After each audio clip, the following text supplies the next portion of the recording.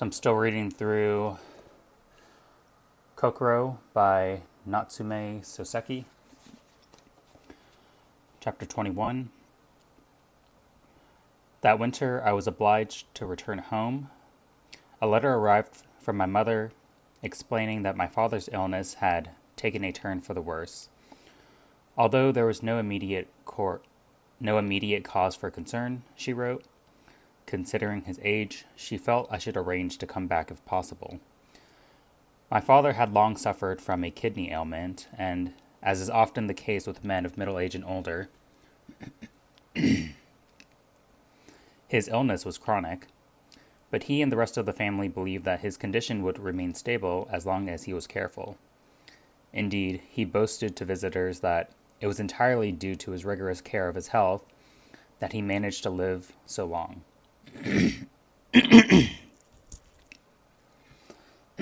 My throat. My mother told me, however, that when he was out in the garden, he had suddenly felt dizzy and fainted. The family at first mistook it for a slight stroke and treated him accordingly. Only later had the doctor concluded that the problem was related to his kidney disease. The winter vacation would begin soon, and feeling that I could safely wait out the term, I let the matter slide from one day to the next.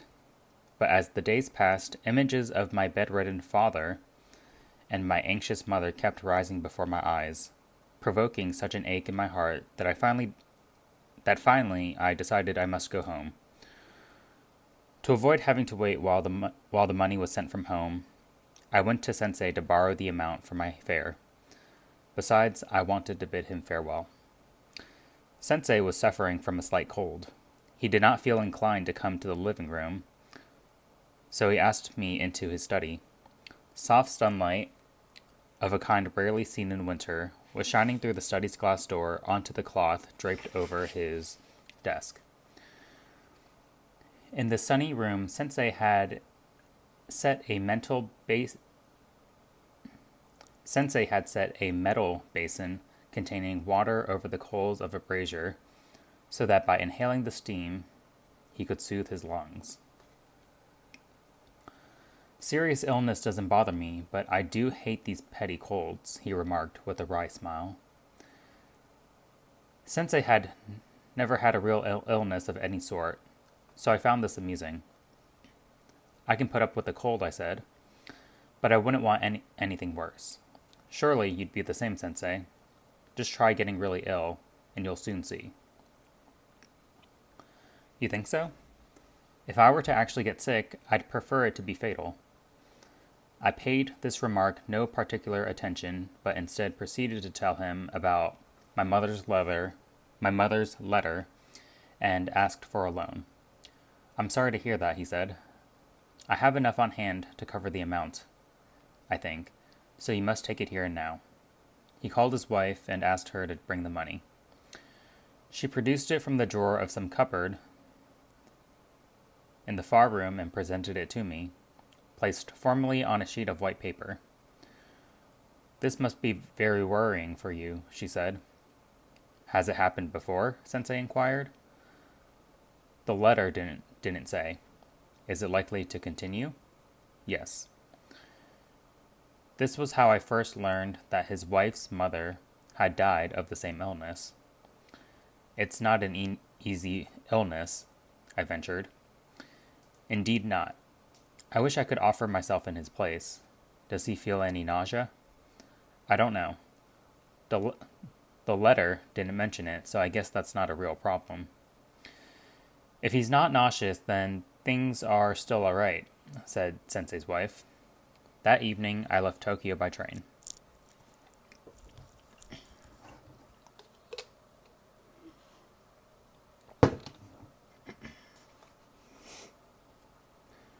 Chapter 22.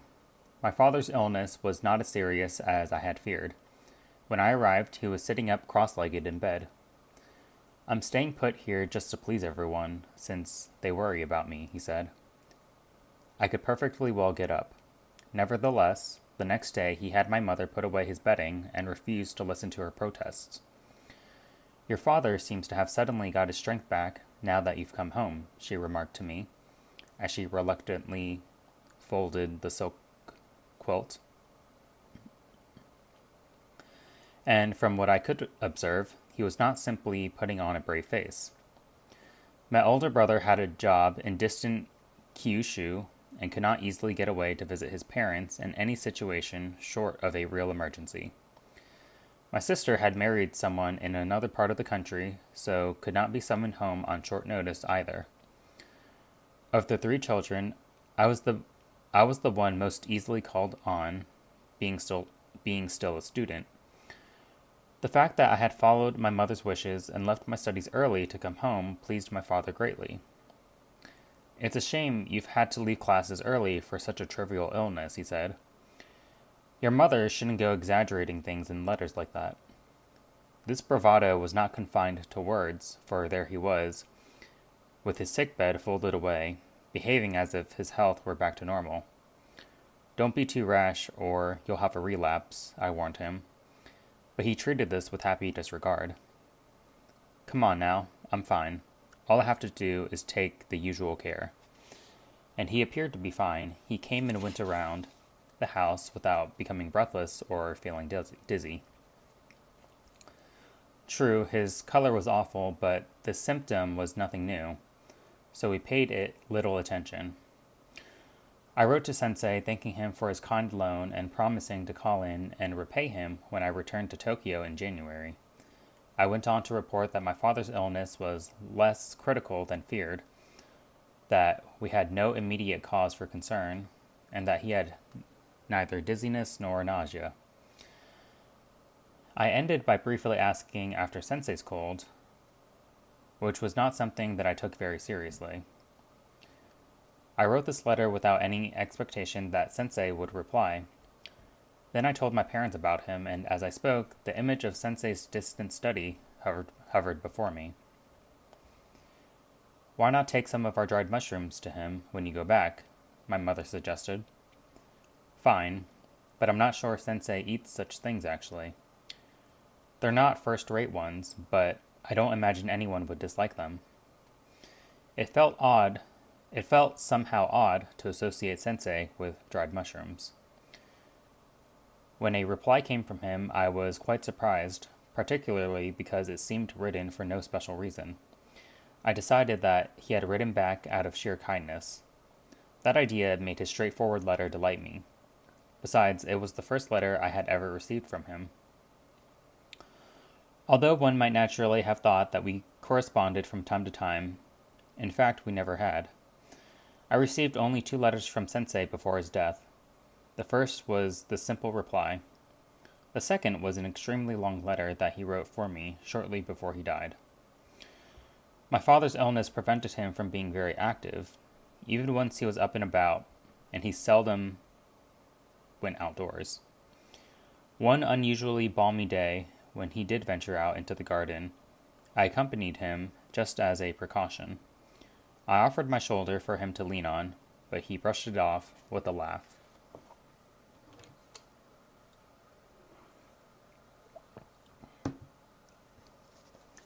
Chapter 23. To keep my father from boredom, I frequently partnered him in a game of shogi. Being lazy, we couldn't be bothered to set up a special board, but sat as usual around the warm kotatsu, placing the board between us on the low table so that, between moves, we could keep our hands tucked under the rug. Sometimes one of us would lose a piece, and neither would notice until the next game. Once, to great hilarity, my mother had to use the fire tongs to retrieve a lost piece from the brazier's ashes.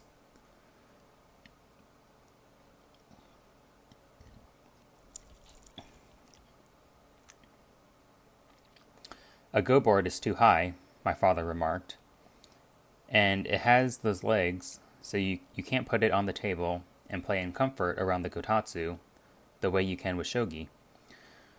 This is a fine game for the indolent. How about another round, eh? He would always suggest another round whenever he had just won. Mind you, he'd say the same thing if he had just lost. In a word, he simply enjoyed sitting around the kotatsu playing shogi regardless of the outcome. At first, I found this rare taste of the pleasures of the retired quite beguiling, but my youthful energies soon began to fret at such bland stimulation. From time to time, I would yawn and stretch out my arms, waving aloft some piece I happened to be holding. Whenever I thought about Tokyo, I felt the blood that pumped strongly through my heart pulsing to a rhythm that cried action, action. Strangely, through some subtle mechanism of the mind, this inner pulse seemed to be empowered by Sensei. In my heart, I experimentally compared the two men, my father and Sensei. Both were quiet, retiring people who, as far as the world at large was concerned, could just as well be dead. Neither received the slightest recognition. Yet playing partner to my shogi-loving father and sharing his simple enjoyments gave me no satisfaction, while Sensei, to whom I had never gone for mere amusement, had influenced my mind far more deeply than would any idle entertainment. My mind sounds too cool and detached, let me rather say, my breast. It would have felt no exaggeration to say that Sensei's strength seemed to have entered my body, and my very blood flowed with his life force. When I pondered the fact that my father was my real father, whereas Sensei was quite unrelated to me, I felt as astonished as if I had come upon a new and important truth. As tedium settled over me, my parents' initial delight in me as some rare and precious creature was also fading, and they began to take my presence for granted. I suppose everyone experiences this shift when they return home for a vacation. For the first week or so, you're fussed over and treated as honored guest. Then the family's enthusiasm wanes, and finally you are treated quite offhandedly, as if they don't really care whether you are there or not. The second phase now inevitably set in. These days, furthermore, each time I came home from the city, I brought a new aspect of myself that was strange and incomprehensible to my parents. It was an element that was fundamentally out of harmony with both of them, rather as if to make a historical analogy. I had introduced into a traditional Confucian household the disturbing aura of forbidden Christianity. Of course, I did my best to hide it, but it was part of me. And try as I might to keep it to myself, they sooner or later noticed. Thus, I grew bored and disillusioned with home life, and longed to go back to Tokyo as soon as possible. Fortunately, my father's condition gave no sign of deteriorating further, although the state of his health continued to be fragile. Just to be sure, we called in a highly reputable doctor from some distance away, but his careful examination revealed no new problems. I decided to leave a little before the end of the winter vacation, but when I announced this decision, human feelings being the perverse things they are, both parents were against it. "You're going back already? It's very soon, isn't it?" said my mother. My father joined in. "You could easily stay another 4 or 5 days, surely." But I held to my original plan.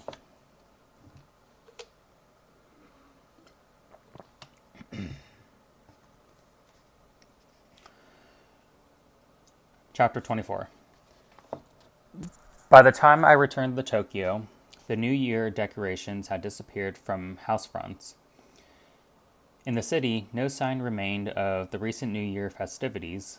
The streets were given over to a chill, wintry wind.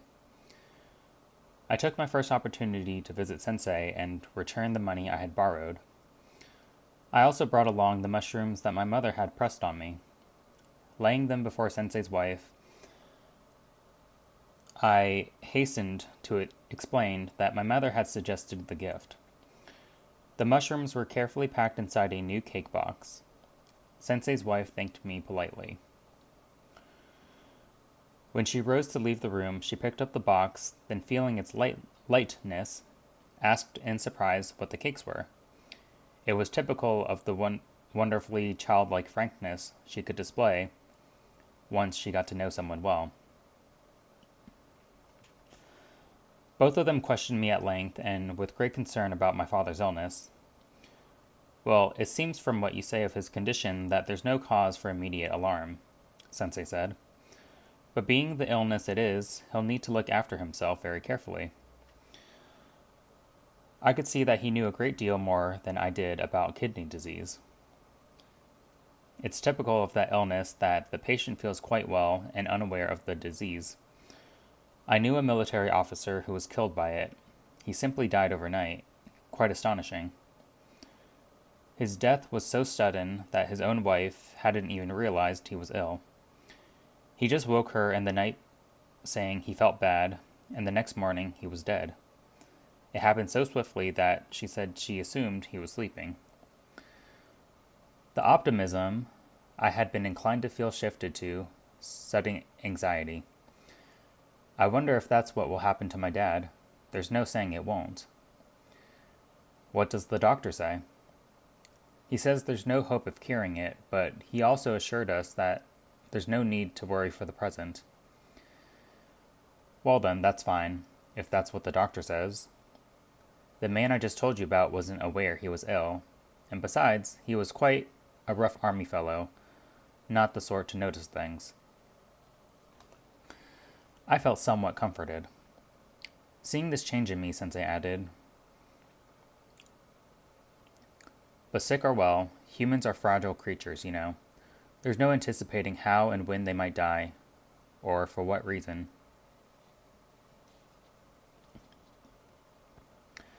That's how you feel yourself, is it, Sensei? I'm in fine health, but yes, even I think this from time to time. A suggestion of a smile played on his lips. You often hear of people keeling over and dying, don't you? Of natural causes. And then other people die suddenly from some unnatural act of violence. What's an unnatural act of violence? Well, I don't know. People who commit suicide use unnatural violence on themselves, don't they? People who are murdered also die from unnatural violence. I wasn't thinking of murder, but now that you mention it, that's true, of course. So the conversation ended that day. Even later, after I returned home, my father's illness did not worry me unduly, nor did Sensei's talk of natural and unnatural deaths leave more than a passing, vague impression on my mind. I was preoccupied with another matter, for I finally had to set to and write the graduation thesis that I had tried so many times to come to grips with before. Hi, Tachi. Good evening to you.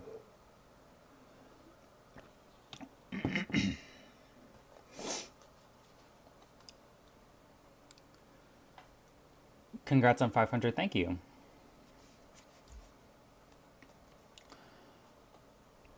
All right. Chapter 25.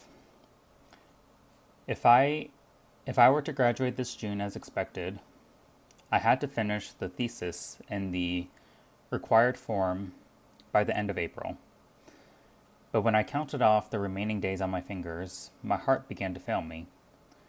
The other students had all been visibly busy for some time, gathering material and writing notes, while I alone had done absolutely nothing toward the paper.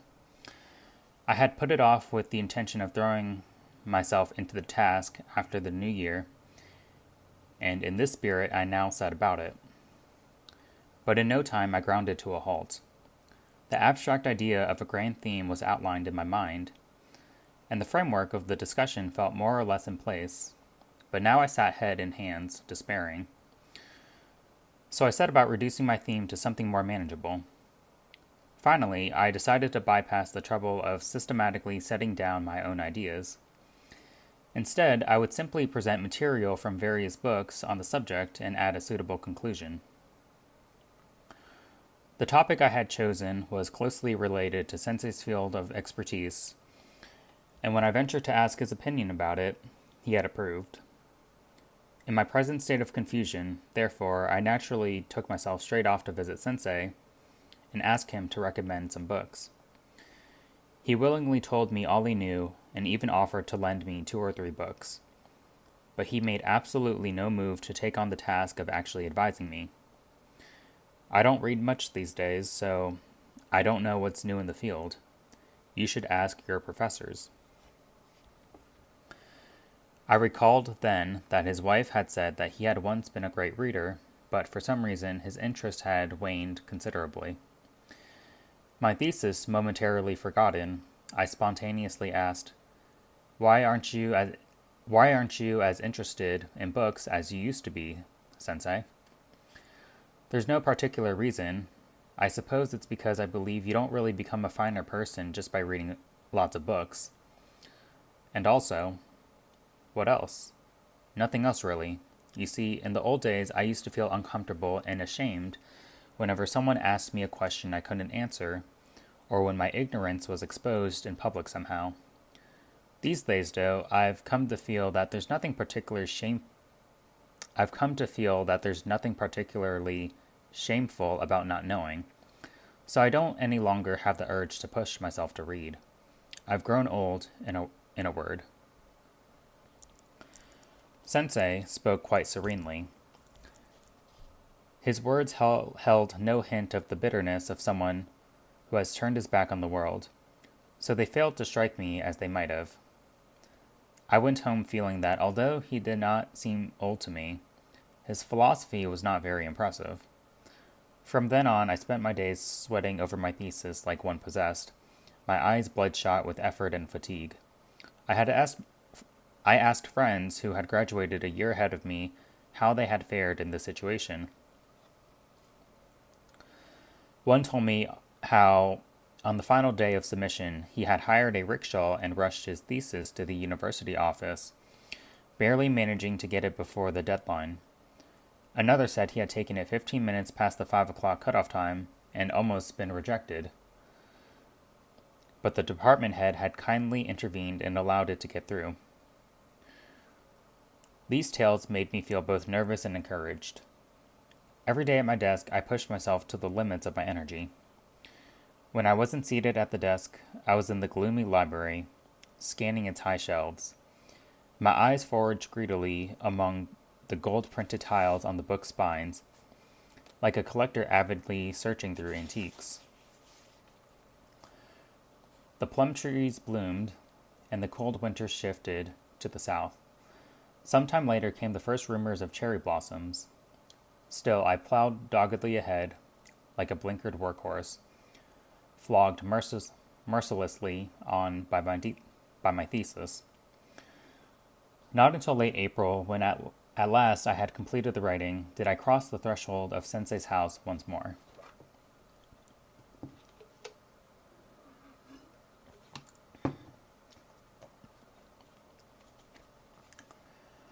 Chapter 26. In the first days of summer, when the boughs of the late flowering double cherries were misted with the unfurling of green leaf, I finally achieved my freedom.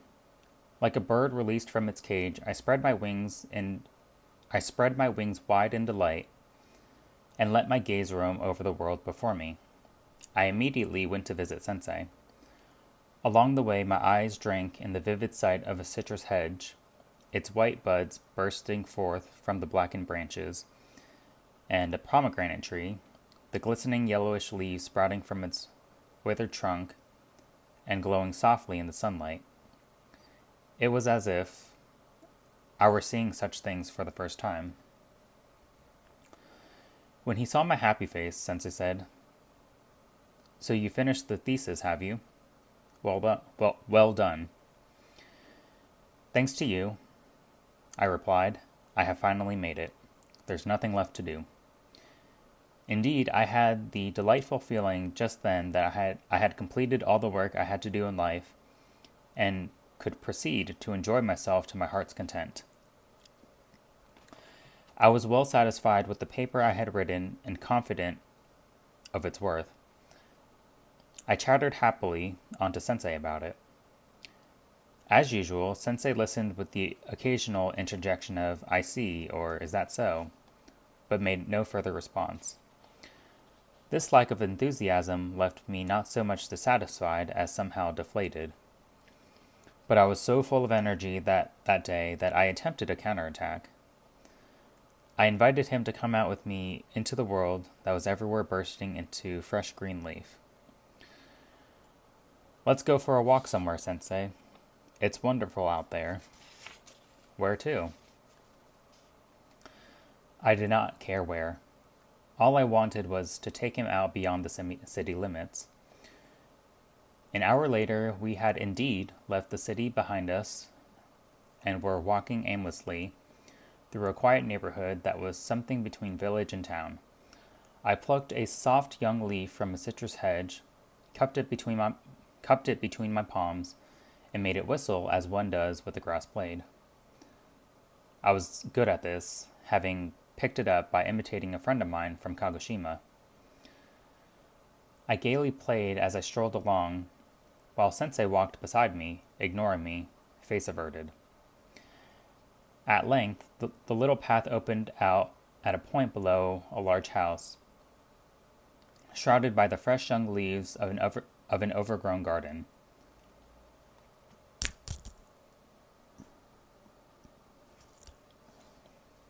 We quickly realized that this was no private dwelling. The sign attached to the front gate bore the name of a plant nursery. Gazing at the gently sloping path, Sensei suggested we go in for a look. Yes, I agreed. It's a nurseryman's plantation, isn't it? Rounding a bend in the path, we came upon the house on our left. The sliding doors were all wide open, and there was no sign of life in the empty interior. The only movement was of the goldfish that swam about in a large tub that stood by the eave. All's quiet, isn't it?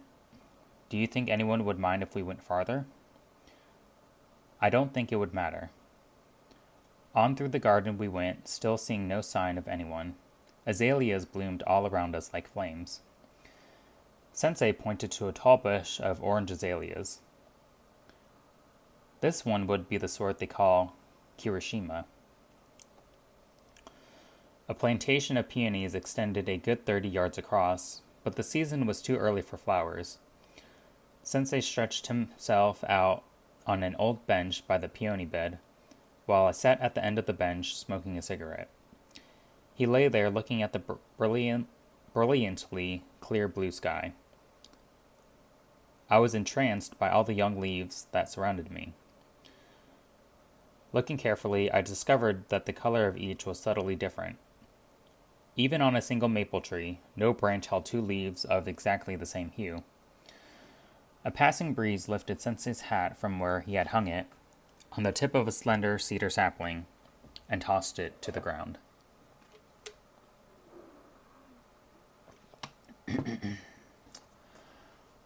Alright, this is going to be the last chapter for this stream.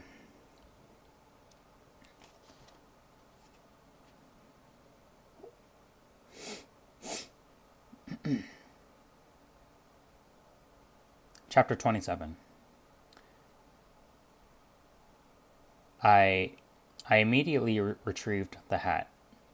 It fell off, Sensei, I said, flaking off the red grains of earth that clung here and there. Thank you. He half raised himself to take it. Then, still propped there, he asked me something odd. Forgive the sudden question, but is your family reasonably well off? Not particularly, no. So, how well off are you, if you'll excuse my asking?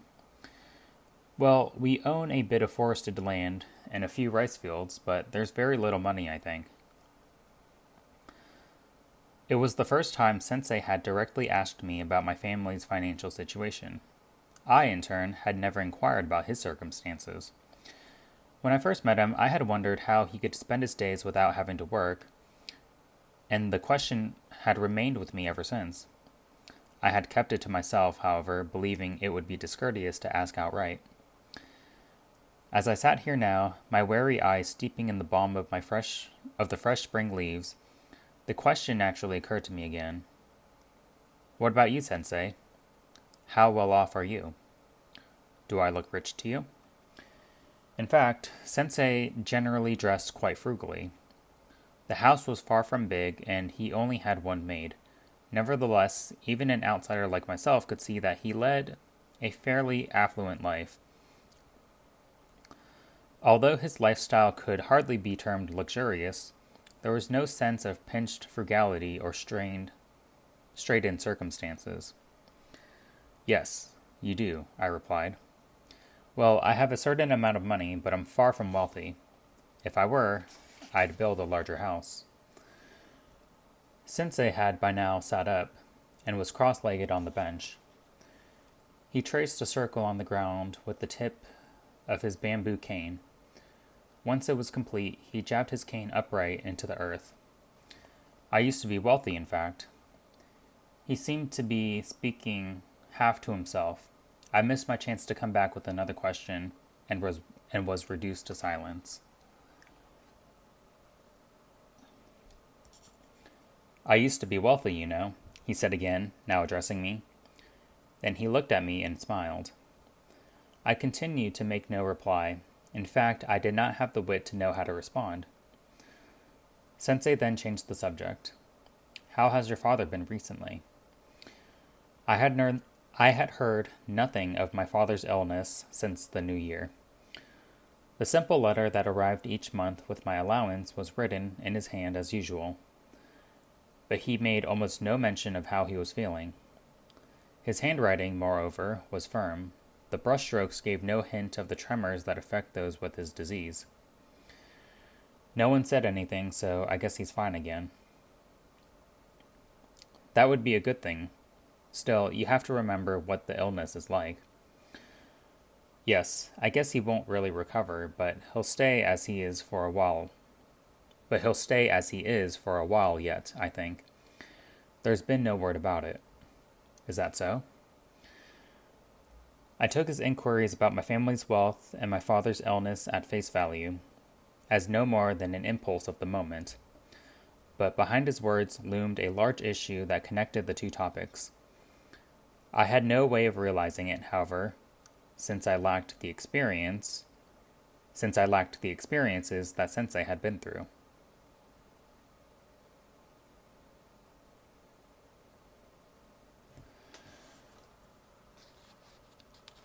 Alrighty, I need to give my voice a break, so that'll be it for this stream. If I don't read again later today, I do plan to read again tomorrow. So that'll be it for today.